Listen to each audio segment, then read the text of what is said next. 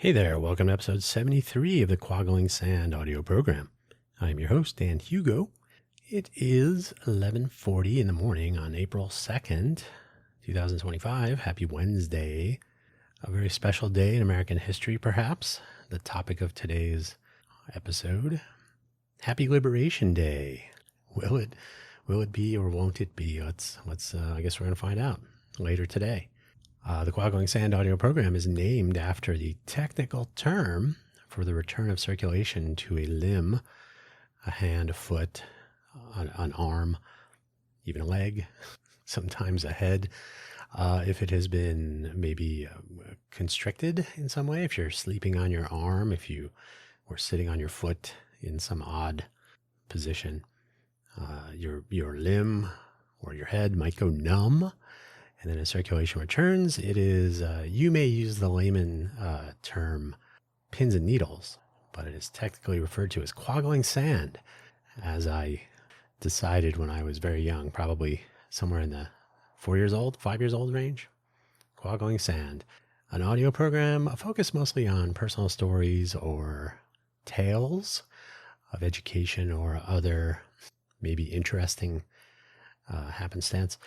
Today, it will seem as though I'm talking about politics. No, not really. I'm going to look at this Liberation Day thing, at tariffs, and some things I've learned over the years. And the reason that I take an interest in this, we're not going too deep. Don't worry. It's not quite a book yet, but someday. Hopefully, wherever you found this audio program, you're able to locate the episode description, which contains the summary, which I will read to you, and the links for today's episode. There are three. The new 3 used to be 2 shameless self-promotion links and then 3 episode links that are all Wikipedia. Yep. As I always tell people, Wikipedia is a fine place to begin a journey of exploration and knowledge acquisition, rarely the best place to end. So I usually provide Wikipedia links to begin your perusal of online resources and other information that may be useful if you find this topic to be interesting. So there you go. Let's get started so we can get things done. The summary: for as interesting as everything has been up until today, things will probably become yet more interesting as of today and into some ever less clear future. This is not politics, this is civics, and it is something we should all be taking more seriously than we have been. More seriously than ever before, perhaps. I added the perhaps. I'll just leave it at before. Because not perhaps. We should be. The links for today's episode, the usual 3, buymeacoffee.com/Dan Hugo has a profile page with my various links to audio programs, GitHub projects, and other, maybe some biographical information and so on. There is a link to also the posts section, which I include here as well, for Buy Me an Update.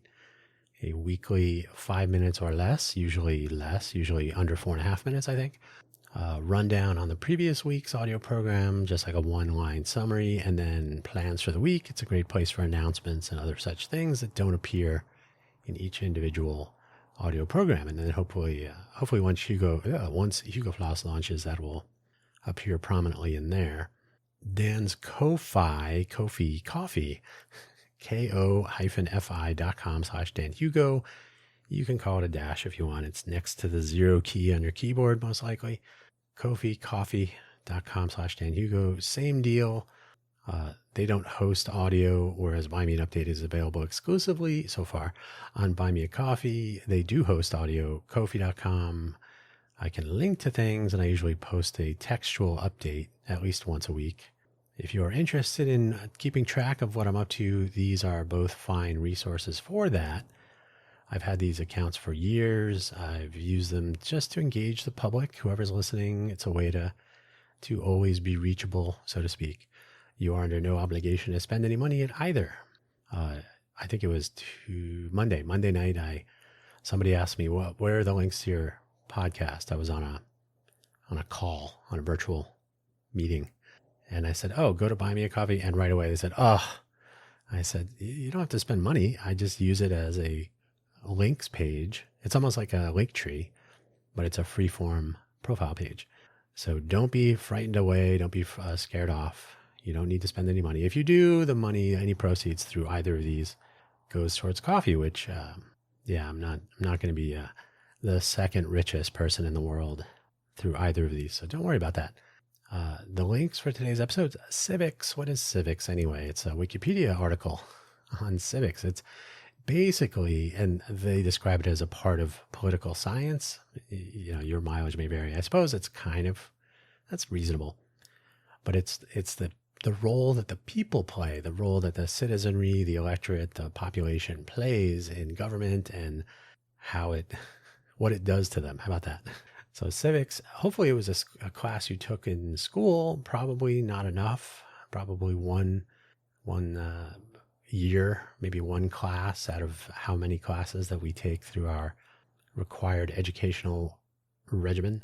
Civics, yeah, check it out. But it is important, and it's basically the topic for today, disguised behind the Happy Liberation Day title. The one real issue, as always, there is an actual Wikipedia article about James Carville's famous quote and view of the world during the Clinton 1992 campaign. It's the economy stupid. And so it is. History of tariffs in the U.S., a Wikipedia article on the history of tariffs in the United States. They were a big economic driver for a while before the advent of the IRS, and we'll get into that later. But tariffs have their place in history, but they are not always the final solution for whatever it is the current administration has planned. We might find that out. Yes, I use that term specifically because why not? So let's get started. Back in school, back when I was your age, no, I'm just kidding. You're probably older than me. I don't know what my listener demographics are, though. When I was in junior high school, and up until the point when I was a junior, probably in high school, and I think it was 8th grade or so, we had an actual class called civics. In my case, taught by a real live Vietnam War veteran who spoke openly about his 2 missing legs replaced by prosthetics and a few stubbies, as he referred to a couple of his shortened digits. Long since passed away, that was Vic Columbi. I enjoyed him as a teacher. I thought he was a serious person with a sense of humor. He talked about his own life experiences and so on, brought a lot to the class, I think. On reflection, civics is a class that should not be taught to junior high school students, though. On entering high school, we had student council elections where platforms were about detention and homework, because what else is there really?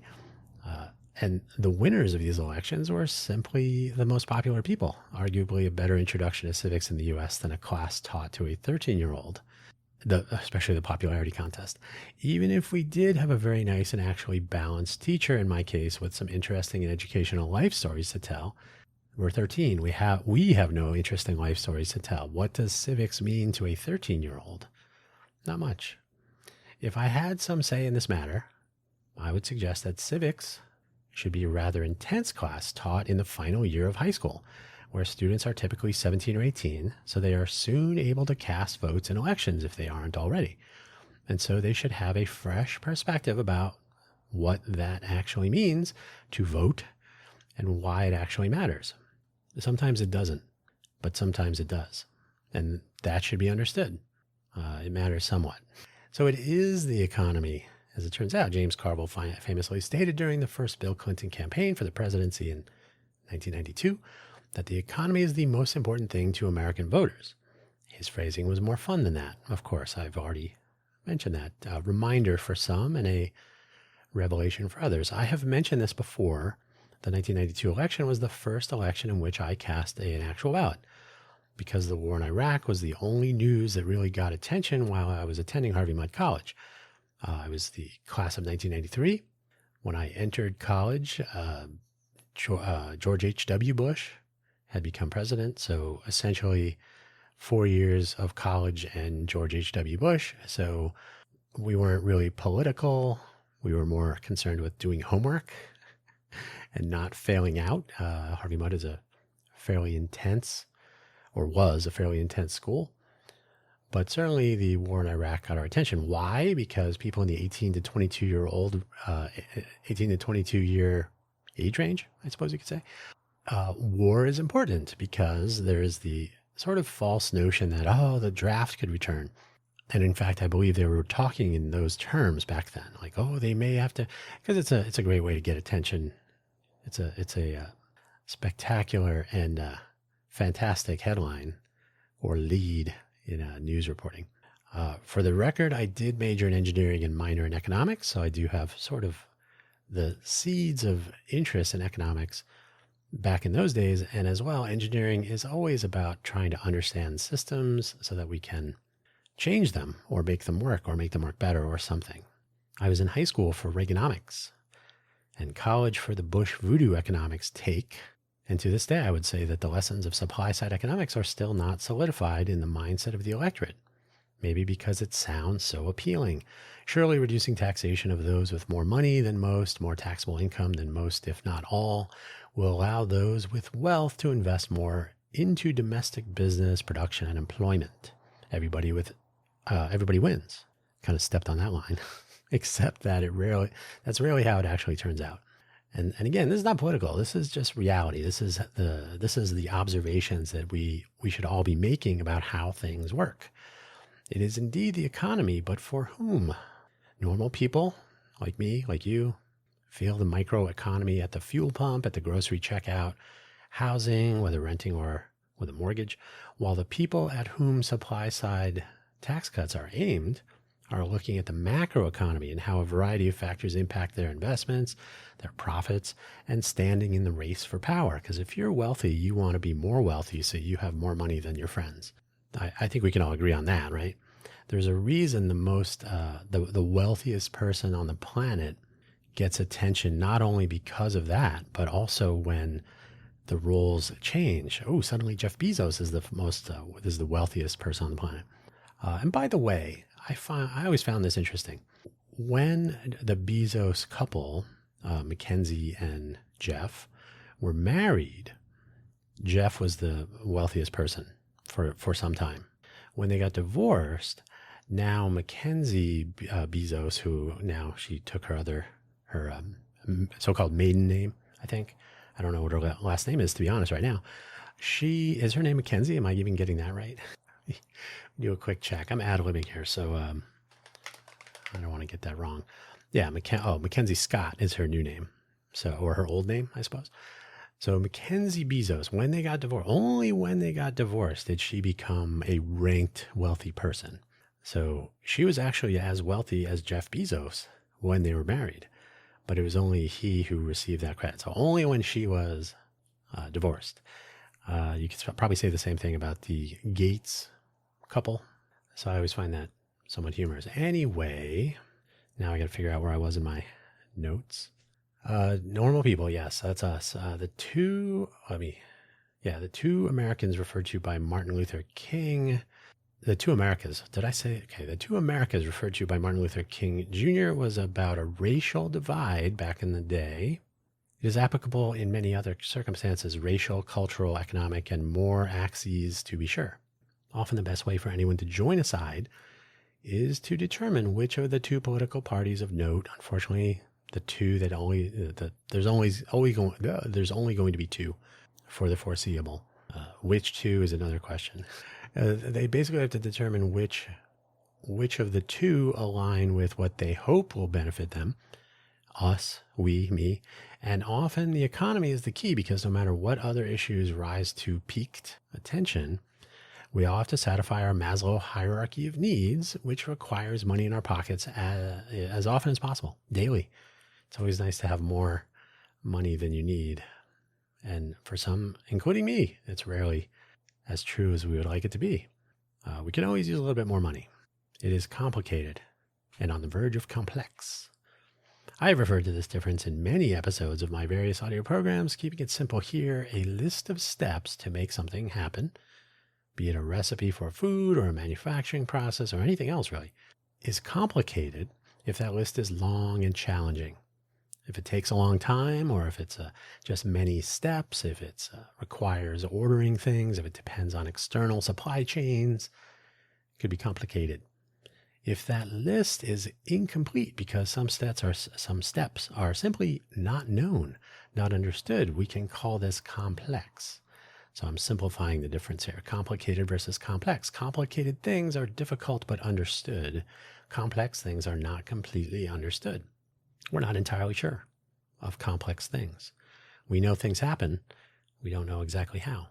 The U.S. economy is complicated for economists, not on the verge, but on the verge of complex. So it's not totally understood 100%. Some people have theories. There are different models. There are different notions, and there are different camps. There's the modern monetary theory side of the world. There's Keynesians and all different supply side. There are different views on how the economy seems to work, and then a description of the actual inner workings that make it work as it does. But it's complex to the casual voter, the casual person who must exist and survive in the economy, may not have any idea what it means to have interest rate cuts and a liquidity crunch and a credit crunch and a capital flight, access to capital in general. What is the impact of unemployment? What is the impact of tariffs, which we'll touch on in a moment. I say verge because there is no general agreement across the economists or politicians, certainly, on how the economy functions, more a sense of how it responds to certain actions, and then an attempt to sort of generalize those so that they can be predicted.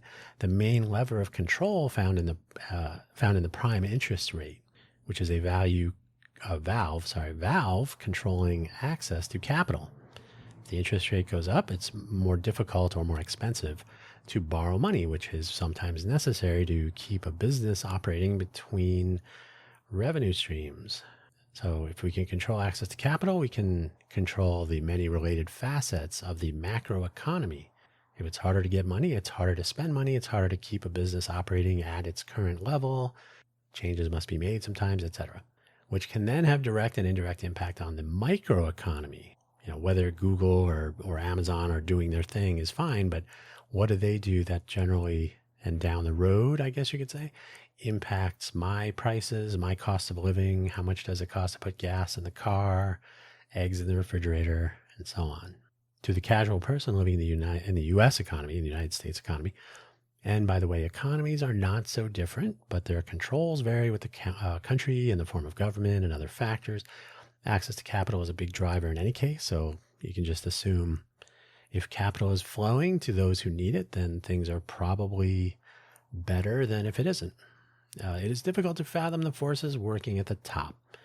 With so much financial action, with such large numbers, billions, trillions, impacting so many people, we probably just want to get through the day and buy our eggs. And if the eggs are too expensive, maybe we buy the eggs and less of something else. Our lever is much simpler. We buy or we do not buy. We vote with our wallets, and then when an election comes around, we actually vote based on how we are feeling about or actually surviving in the economy as we see it. It's an emotional vote that can be cast more often than not, I would suspect. It's complex, and we only really understand our little corner of it. It's said jokingly at this point that the price of eggs was so important. That's a representation of the importance of the microeconomy to the individual, also known as the voter in that case. But by saying the economy is good to someone who is having trouble paying for something as simple as eggs, which is a representation of everything else, they would say, I don't agree. The economy is not good, because the macroeconomic factors were improving over time in a post-pandemic world. Some of the actions taken, some of the capital injection on the part of the federal government. And these are things you can learn if you do focus your attentions on how economies work. So capital injection by the federal government was bringing down inflation, was bringing up employment. These are things like the CHIPS Act and the Inflation Reduction Act and so on. Is that what it was? Inflation Reduction Act? These were capital injections targeted to increase the availability of funds to build infrastructure, to keep people employed, and to reduce constrained supplies, you could say, so that the prices of things could come down a little bit, right? And the trend was generally down, but these were impacts that were not felt in the micro layer of our economy. So down on the ground where the rest of us are, our prices were staying a little bit high. You could argue that prices were coming down for the individual, but people were not feeling that. They were feeling the worst of it and remembering that when it came time to vote. And that's just how humans function. You can, if you want to read about some of this, people will recall the best or worst point in a time interval as the basis for the recollection and description of that time interval. So I think one of the examples was like, was it hot and cold water or something? So they take the hottest water, and then they're like, "Oh, that's too hot." But then they put their hand in warm water, and then so when they later recall that extreme temperature range. I may be completely mischaracterizing that study, but generally speaking, if you have a really good experience and then mediocre experiences for the rest of some time, you will recall it as a good experience. If you have a really bad experience, same thing. If you have a really bad experience, but then a really good experience otherwise, you'll remember the good experience if it outweighs the bad experience. But you might still end up with, I didn't really care for that economy because of the price of eggs, even though everything else was generally looking okay. So these are sort of subtle human characteristics, and they're probably the result of like evolutionary biology. We always have to keep in mind the worst case scenario, and that's the thing that we learn from, if you like. So these are tricky things, and they're driven by emotional or sort of visceral response rather than an understanding of the actual economy and how it actually functions, because we actually have no idea. And again, I minored in economics and I read economists' books. I just read, I'm starting to read in this case, what is it? The Expense of the Peace. Is that what it's called? It's a Keynes book in his time after being involved in the finances of World War I. Is it The Expense of the Peace? That's not right. It's the Economic Consequences of the Peace. There you go. It's a book written in 1919.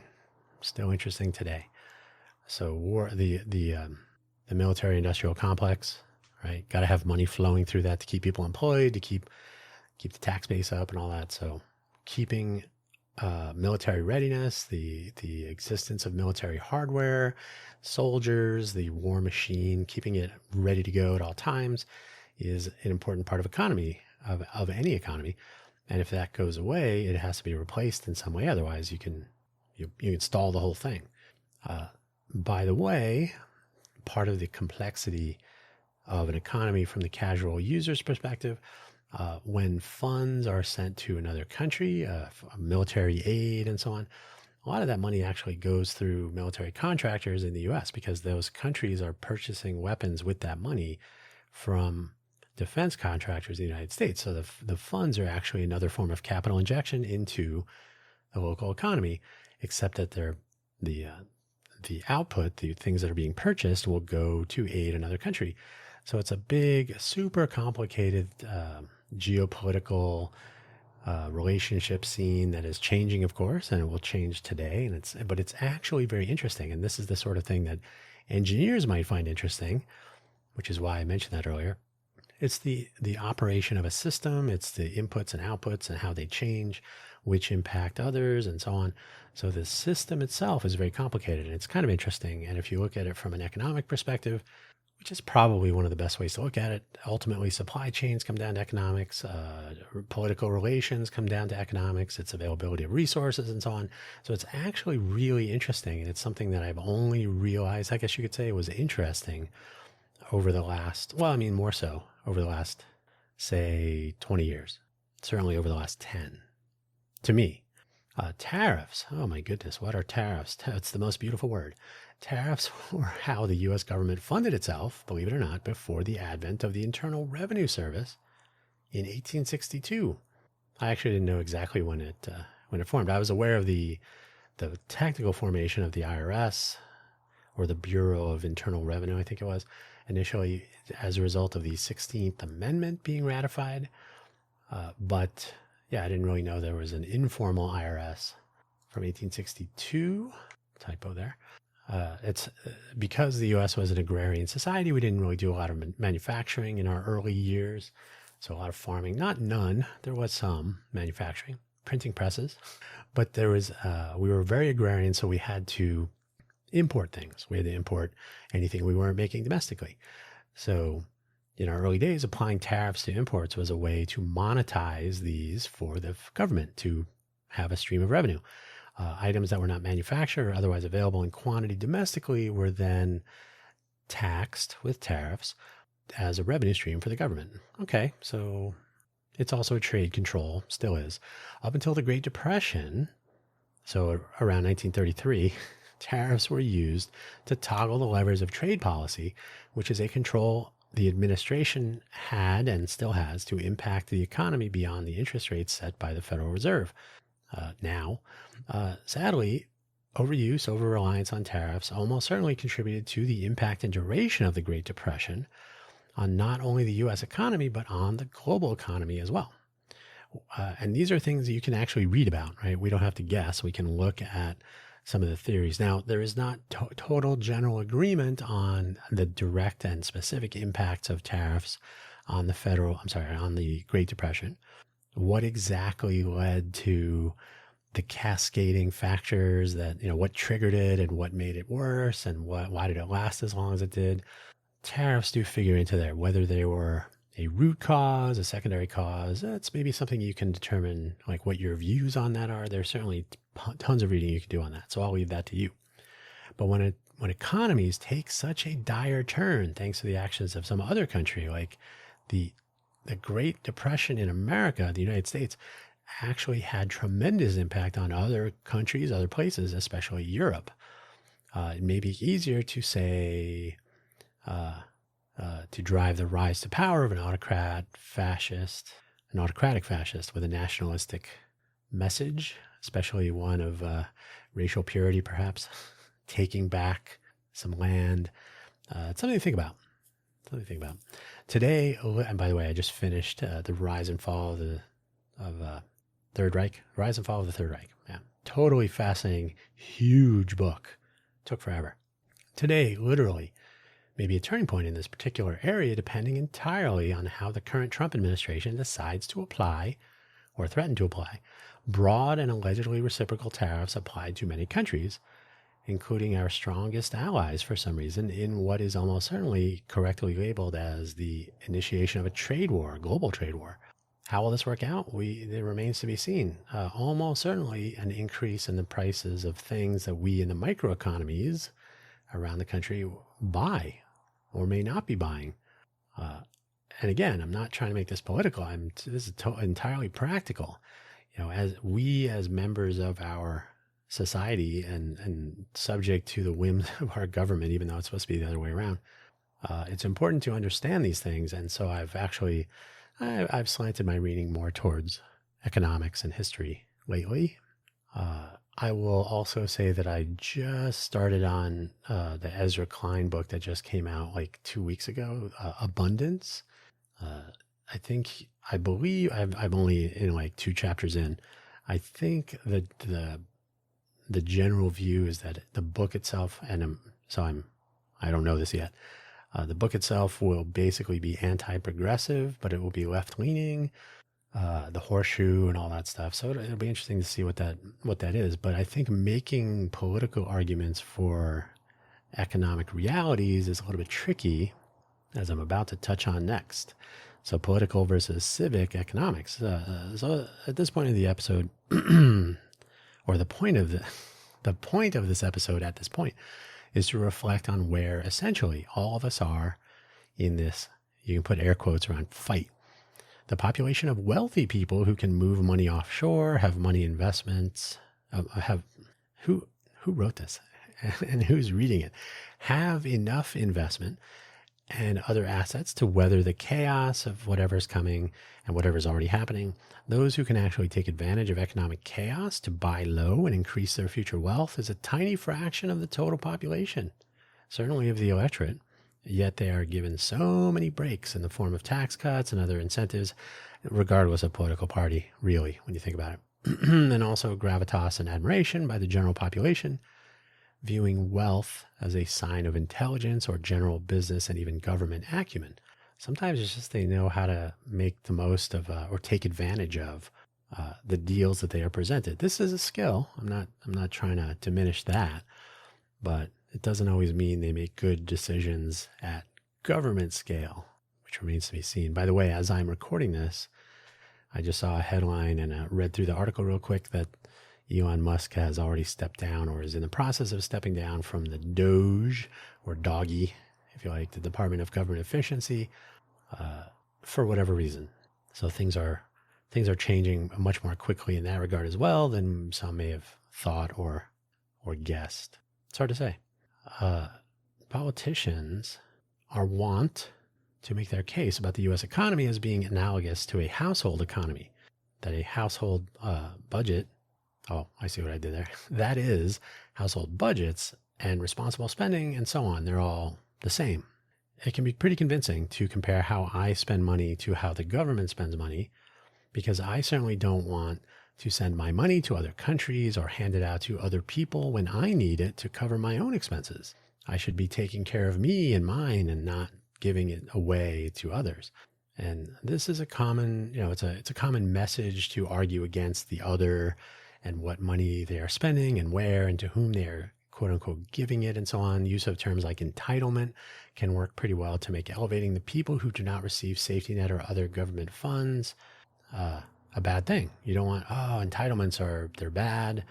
People should, the rugged individualism of the Teddy Roosevelt time should be the way things work and so on. This is often said by people with lots and lots of money. Rather than, this would mean an end to party dominance rather than recognition that a healthy population is actually better for the entire country. So what I mean by that is it always turns into a us versus them, but generally speaking, and I'm going to argue this is true for any country. And if you actually do some reading and you do, look through history and look through just how the world functions, having a healthy population that is probably growing at a rate of 2.1 children born per couple, that's the replacement rate, so 2.1 or better. The 0.1 accounts for loss of life prior to having more kids. So any two people should have at least two kids, plus 0.1 kids over some sample population to account for the kids that don't make it, to a point where they too can have one additional offspring per. So 2 per 2, right? So if you can keep your population stable, great. If it can grow over time, that's probably good, depending on resource availability and so on. But generally speaking, having a population that is large and possibly growing in number and generally healthy and generally positive in attitude is a good thing. That makes for a good country. If you take away those things, especially if you rip them from people, happiness, a sense of possibility, a sense of optimism, if those start to diminish over time, you can just look through history. That's not a good recipe for a good future. And who wants to live like that anyway, right? So from a very personal level, it would be nice if we actually all would agree that, people that are alive and are capable of living a good life in this country or in any country is a good facet of that country, to be able to have a population that works, as in functions and is reasonably happy and has opportunity and can make something new and can be innovative and entrepreneurial or can contribute to the economy in some way. Or maybe they're not well and the human factor kicks in and like, well, sometimes people can't make it. And it's a question of whether a society would like to be helpful or cast them out and so on. So that's more of a philosophical conversation. But the bottom line is that when monies flow to help people, you're actually contributing to the economy. It's capital injection in a different form again. So money given is spent. And so from a government perspective, elevating the economy by injecting capital into it is generally good. And if you can inject capital in different layers, if you like, in the economy, you'll have different impacts in different ways and so on. Taking humanity into account, not always a bad thing unless you are running for office, then it's horrible. Okay, off the soapbox. From the civics side, understanding how the economy works is still complex. It's a tricky problem, and it's something we probably don't want to spend time on day to day. We're trying to do our own thing, trying to exist, tread water in what we have today. Though it can be made to appear complicated or even simple by calling on the necessities and blaming the opposition for prices and pains. It should be our civic responsibility to understand what is really happening, if for no other reason than decisions you and I make based on bad information. A convincing narrative and creative blame could ultimately lead to additional pains. Again, maybe we'll find that out today. Making it more complex in some cases. The time it takes for bad decisions to have tangible impact at the micro level, where a decision made for the benefit of a few might lead to greater pains felt by many, can take a while. We may not actually correlate those. So we may believe the price of eggs is the result of the president that we want to replace. Maybe it's actually supply and demand thanks to bird flu, H5N1 for the win. So there are all kinds of supply and demand and financial circumstances of the world and monetary policy, interest rates and tariffs and imports and outputs and supply chains and other supply and demand factors in other parts of the world and how they affect supply chains and product demands for imports and outputs and imports and exports and trade deficits and what those really mean. And the list goes on and on and on. These are not super easy, but they are made to be either more intensely bad or good than they really are in the bigger picture, or they're made to sound like something that is bad for you when it might not actually be, and so on. So it's really easy to throw around terms that people don't want to take the time to understand, or which are difficult to describe, characterize, and monitor in general because they are complicated and even complex. So why talk about this? Why is today's episode about this? Well, first of all, today is Liberation Day. So whatever actually gets announced, whatever gets implemented, great hay has been made of today's announcements, which are, I believe, set to take place very shortly. It's 12:20 now as I'm recording this. The announcements, I believe, are set for 1 p.m. Pacific time, where I am, 4 p.m. Eastern time, where Washington, D.C. and or Mar-a-Lago are.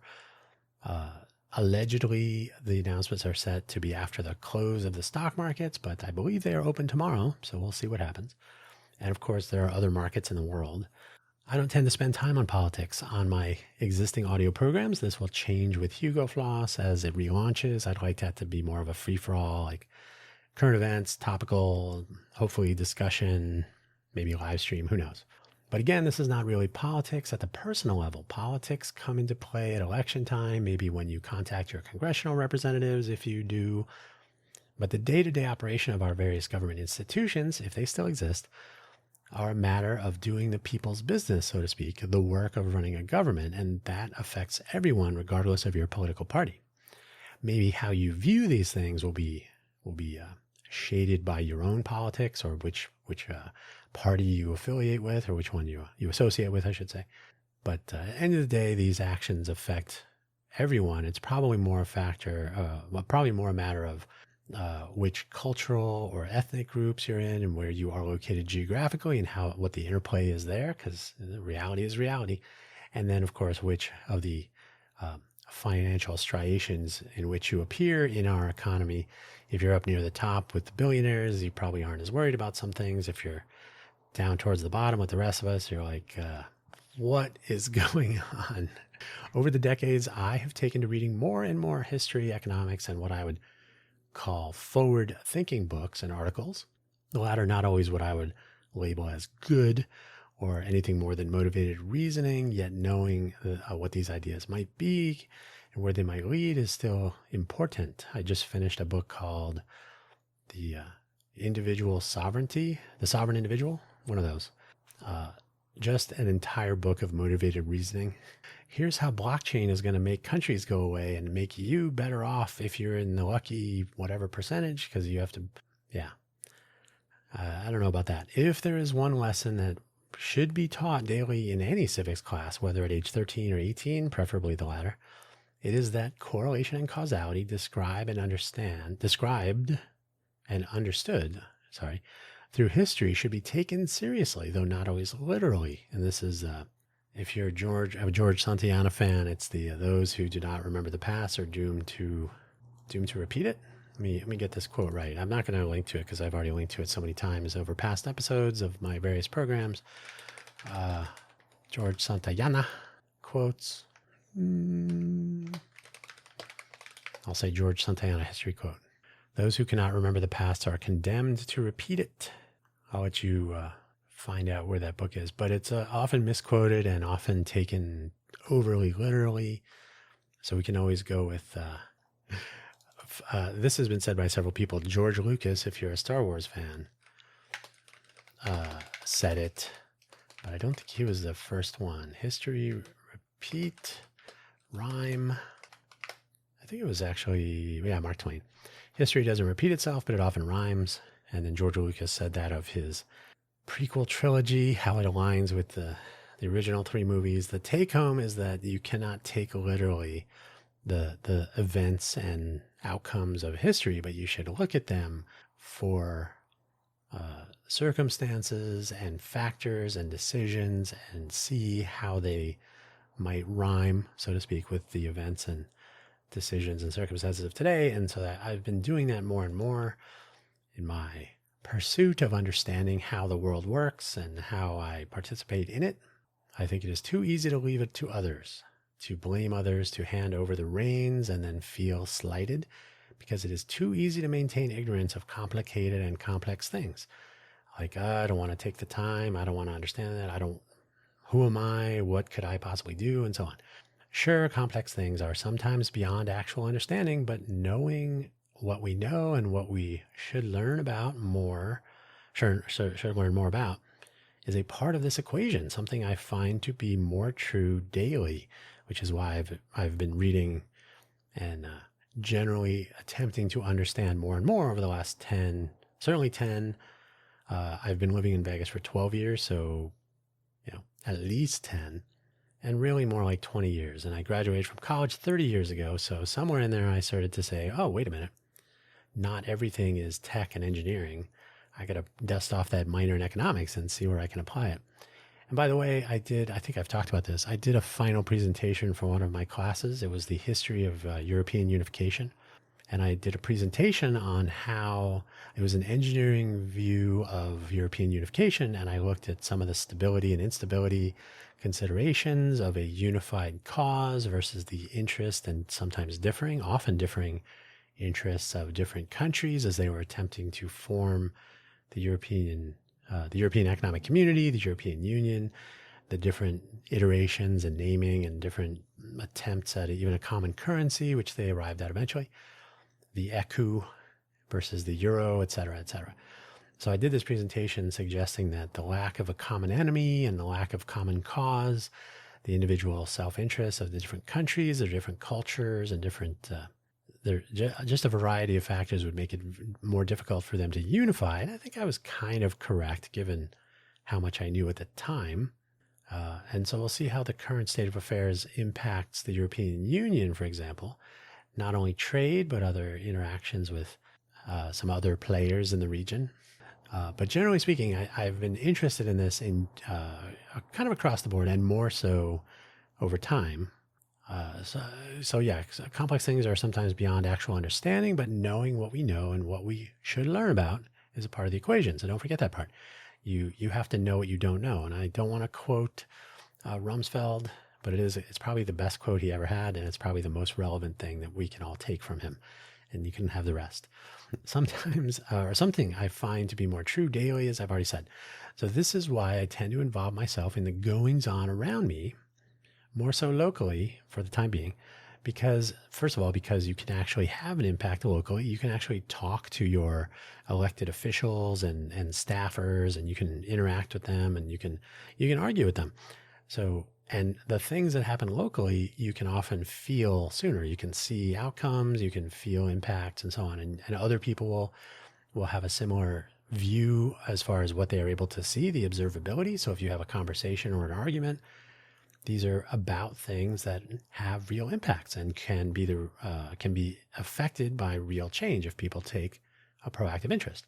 So acting, what was it? Think locally, act, or politics are local. Think locally, what is it? Think globally, act locally. But you can think locally and act locally because politics are local. If I can string all that together, uh, because it is local, it is within reach. If we have no idea how things work or who is driving locally, how can we possibly hope to understand the complexity of a federal government with, hundreds of millions of people and however trillions of dollars in debt and huge deficits, and who gets a tax cut and what does that mean and what are entitlements and who should benefit, and the list goes on and on. It's an almost untenable list of complexity that we can only hope and dream to turn into complication for some level of understanding. But if you start local, which I spend a lot of time locally, thinking and maybe acting and trying to elevate and so on. So we'll see where that leads into the future. But I just think it was worthwhile for me, at least for posterity, to at least record this on this day where something will happen, whether everything gets turned back, whether it's a big head fake, or whether actual sweeping global economic policies are enacted and a trade war commences, or who knows what in between or on either end and beyond either end, or who knows. But I have some sense that today will be some sort of a turning point, or at least some sort of a realization. So I thought I would just get this down for the future me, and maybe future you can look back at this and think, he didn't know what he was talking about, which is entirely possible. And that is where I will end today's episode, with fingers crossed and remaining optimism, and we'll just see what happens. Take care, and we'll see you on the other side.